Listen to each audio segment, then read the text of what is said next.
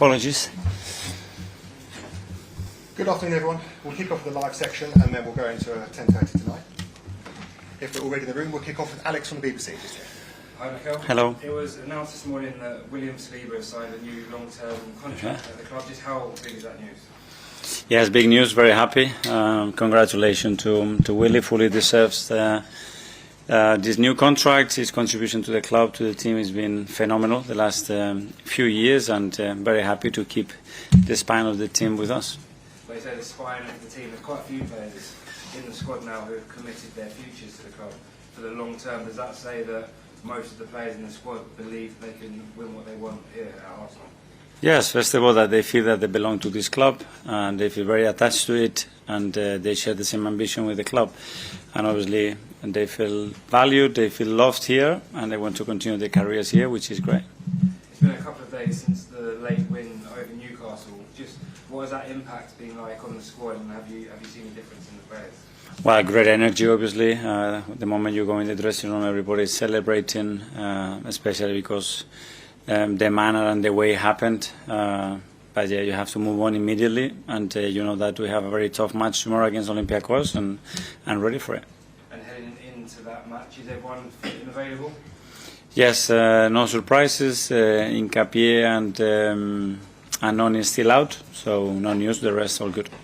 Martin Odegaard came off the bench and had a big impact against Newcastle. Is he fit to start now? It was very good. He came on, and immediately you could see the desire and the responsibility to get in to try to change it. His decision making, the way he approached every ball, and he made a difference to help us to win the game. Ian, talk to all. Hi, Mikel. How are you? Good, thank you. In terms of the Champions League, because you got to the semi-final last year, so close, is there a greater expectation and greater pressure on you this year in this competition? Well, we have the same ambition, which is go game by game and try to be better than the opponent, which is very difficult in this competition, and win as many games as we can. And tomorrow we're going to have a really difficult one. We know how important the home form is going to be to reach in this phase where we want to arrive, and tomorrow we have the opportunity to start well. Great news about William Saliba, and this used to be a club whereby you felt that players would go into the last year of their contract and maybe managers or administrative staff weren't on top of it. Is that the one thing, or one of the things you've changed for the better, that you can say this is one thing that I really have been successful at? Well, I don't know. What I know certainly is that at the end there are 2 or 3 parties that have to come together to an agreement, and with the 3 of them have the same intention and the same will, it's easier to get it done. And in these cases, it's been extremely positive. Obviously, Andrea, the team, and the support that we have from Stan and Josh, especially, makes this obviously possible and available. And we are extremely happy to continue this journey with them. Finally, if I can have a bit of fun with you, I mean, Arsenal are flying high, so no surprise to see the RAF story this week. Firstly, when are they coming in? Are they coming in to see the RAF?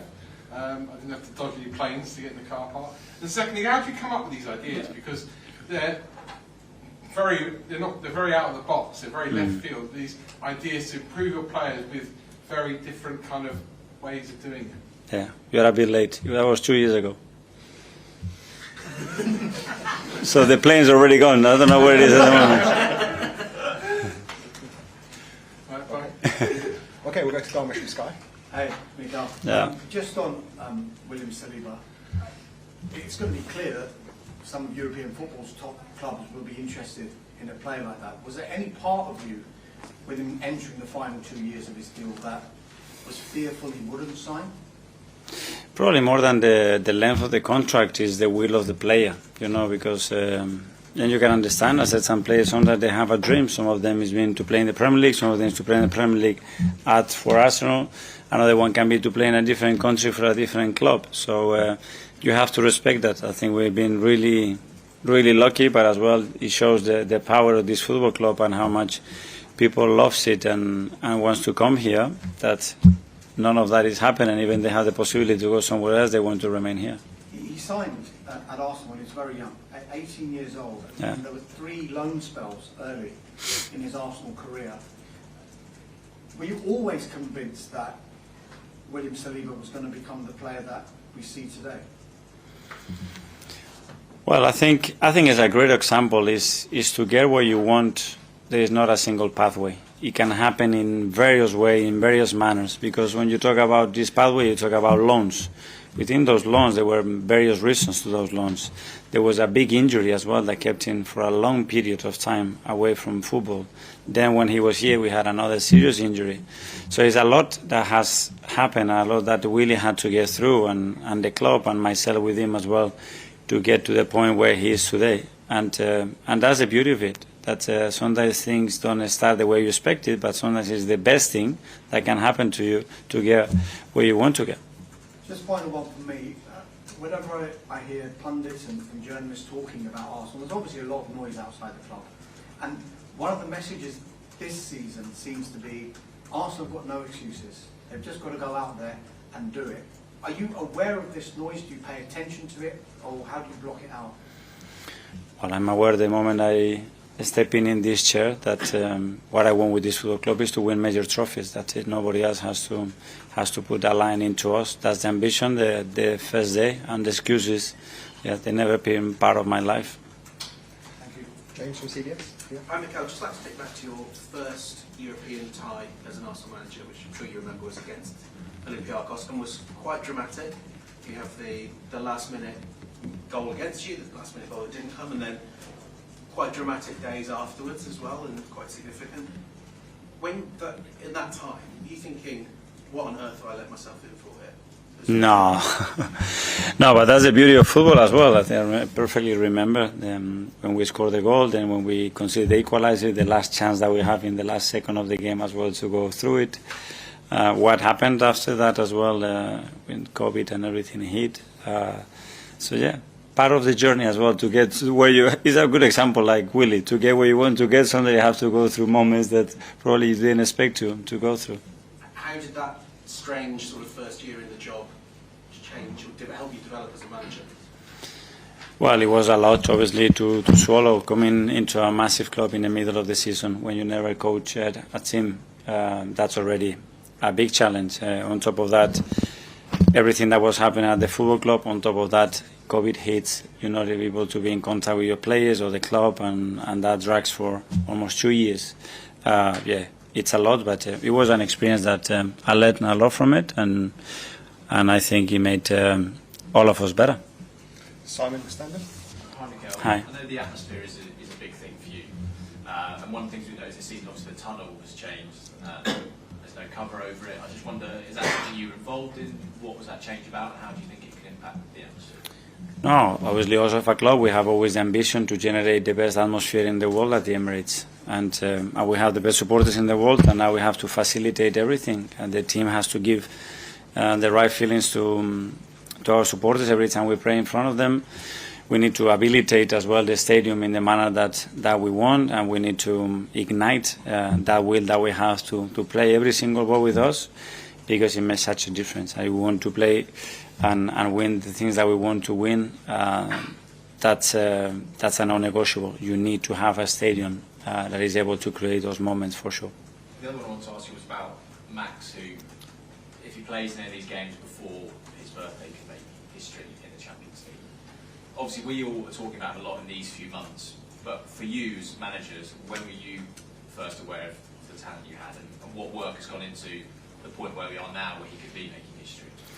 Well, the first conversation probably was with Per, when we were talking about the talent and what he could see and feel that that could reach out the level that we needed. Straight away his name came up, and then we started to look at him, and the way he's developed himself and the steps that he's taking and the speed he's taking them, it's probably unheard of. And he's fully with us, he's part of us, he trained with us, and he's got the same chances as anybody else. Can you remember what year that conversation with Per was? I would say a year and a half, 2 years ago.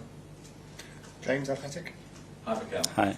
I wanted to ask you about Victor Gyökeres. He was involved in a really physical game at the weekend with Newcastle. I just wondered, what was your assessment of how he stood up to that challenge, and where do you think that, what does that say about where he is in his adaptation? I loved it. I absolutely loved it how he took it. He went on board, not a single moment when he's showing frustration.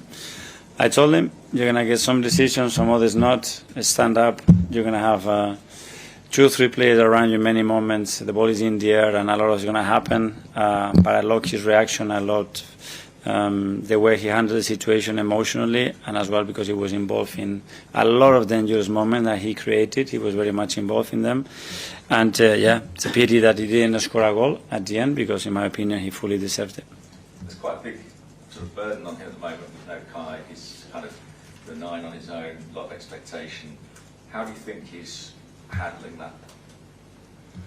In a really natural and organic way, I would say. He's a really confident boy. His work ethic is incredible. The demands that he puts in himself every single day. It's a joy to work with him. He gives so much to the team, and the ceiling is very, very far what he can still give to the team. So very happy with him. Harry, BBC Radio. Hi, Mikel. Hi. One of the things that people are most excited about is the volume of options that you have in the squad.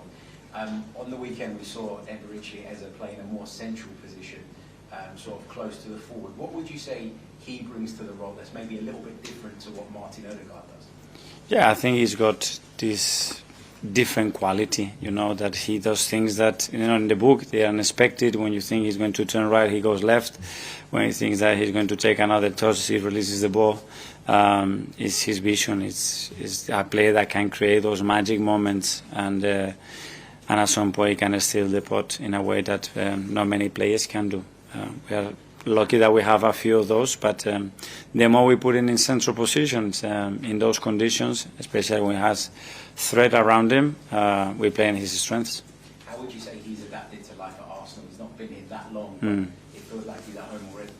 Very good. Well, personally, obviously, it's a very special character, someone really easy to get on with, super intelligent. I've been very impressed how quickly he picks things, the question he asks, and how smart he is just to navigate through a different environment. And then, yeah, the chemistry is generating with his teammates, the way he's impacting games. I think for the short period he's been with us, I think really positive. Okay, last one in the live section. First one here. Hi, Mikel. Hi. Olympiakos has had quite a positive record at the Emirates. How do you not let this affect your mentality, and how do you learn from your previous encounters? Yeah, well, because they had a really good side, and they have a really, really good manager, which I know since I was 13, because he was my coach at that period, and I know how he works, I know how efficient he is in what he does. That's what I'm saying, that tomorrow is going to be a really tough match. Okay, and finally live, David from... Hi, Mikel. Hi. Saliba is part of a defense with Gabriel, Timber and Coffee already, the one you have used the most this season. What do you see in this defense, and what do you think is making it so good? Well, one is chemistry. I think there is something about, especially when we talk about centre backs or units, that it has to exist, that it has to be a will, a feeling to play for each other, and basically to hide each other's weaknesses and promote each other's strengths. And that's an ability that they have between them, and they have developed. They like to play with each other, they love each other, and that's a massive thing when you're asking your backline to produce what they are producing at the moment. Okay, that finishes the live. We'll go into 10:30 tonight. Kick off with this one.